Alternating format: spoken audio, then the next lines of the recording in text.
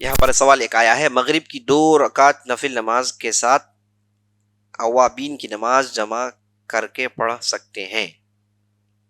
سوال ایک کر رہے ہیں کہ مغرب کی نماز میں اگر آدمی فرض نماز کے بعد اگر نفل پڑھنا چاہتا ہے تو کیا اسے اوابین کی نماز کے ساتھ جوڑ کر پڑھ سکتا ہے نہیں پڑھ سکتا ہے؟ پہلے تو یہ جان لیجئے، یہ اوابین کی جو نماز ہے، صلاۃ الاوابین حین ترمض الفصال، نبی صلی اللہ علیہ وسلم نے کہا کہ یہ جو اوابین کی نماز ہے یہ اس وقت ہے جب اونٹنیوں یا پھر اونٹوں کی چمڑیاں گرم ہو جائے۔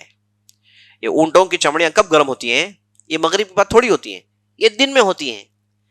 جب سورج اپنے ٹاک پر ہو تو گرمی ہوتی ہے، تو اس وقت اونٹ کے پیٹ گرم ہوتے ہیں، تو اشارہ یہ ہے کہ اس وقت پڑھنے کی نماز ہے یہ۔ تو مغرب کے بعد کوئی صلاۃ الاوابین ایسی کوئی نماز ہے ہی نہیں۔ صلاۃ الاوابین آپ کہیے، آپ صلاۃ الاشراق کہیے، یا پھر آپ صلاۃ الضحیٰ کہیے، یہ سب نمازیں تقریباً ایک ہی نمازیں ہیں، ایک ہی نماز کے مختلف نام ہیں، مختلف وقت پہ پڑھتے وقت۔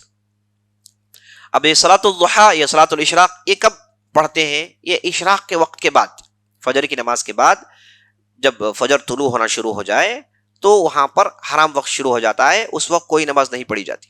جب سورج بالکل اوپر نکل جائے، ایک نیزے کے برابر اوپر آ جائے، تو لگ بھگ سمجھیے کہ فجر کی نماز کے بعد 40 منٹ 45 منٹ کے بعد جب بالکل سورج اس کا جو پیلا رنگ ہے وہ ختم ہو جائے اور وہ سفیدی کی طرف بڑھ جائے، اب یہ روشنی لوگوں میں دے رہا ہے، تو ایسے موقع پر اب نماز پڑھنا جائز ہوتا ہے۔ جب تک وہ پیلا تھا، جب تک وہ چڑھ رہا تھا، تو وہاں پر نماز پڑھنا جائز نہیں، کیونکہ بعض مشرکین اور بعض کفار اس وقت سورج کی عبادت کرتے ہیں، اس لیے ہمیں روکا گیا ہے کہ اس وقت ہم عبادت نہ کریں۔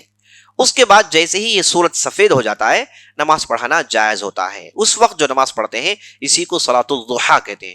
ضحیٰ اسی وقت کا نام ہے جب سورج سفید ہو جائے، روشنی چاروں طرف بڑی خوب پھیل جائے، اسی کو صلاۃ الضحیٰ کہتے ہیں، اور اسی کو چاشت کی نماز بھی کہتے ہیں۔ اگر آدمی کوئی اور تھوڑی تاخیر کے بعد اور زیادہ سورج گرم ہونے کے بعد پڑھتا ہے تو اسی کو صلاۃ الاوابین کہتے ہیں۔